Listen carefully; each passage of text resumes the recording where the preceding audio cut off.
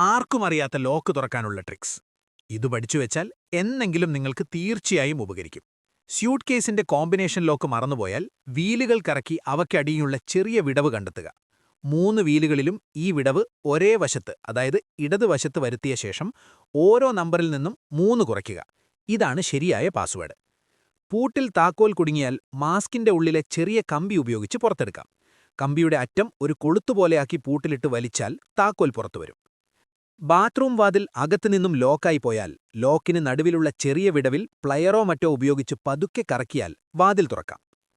ഒരു താക്കോൽ മെഴുകുതിരി വെളിച്ചത്തിൽ ചൂടാക്കി കറുപ്പിക്കുക. ശേഷം സെലോ ടേപ്പ് ഉപയോഗിച്ച് ആ കറുത്ത പാട് ഒപ്പിയെടുക്കുക.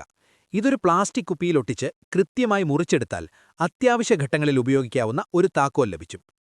ഒരു ടിൻ ക്യാൻ മുറിച്ച് ടി ആകൃതിയിലാക്കുക. ഇത് ലോക്കിന്റെ ഷാക്കിളിൽ ഇറക്കിവെച്ച് വലിച്ചാൽ ലോക്ക് തുറക്കാം.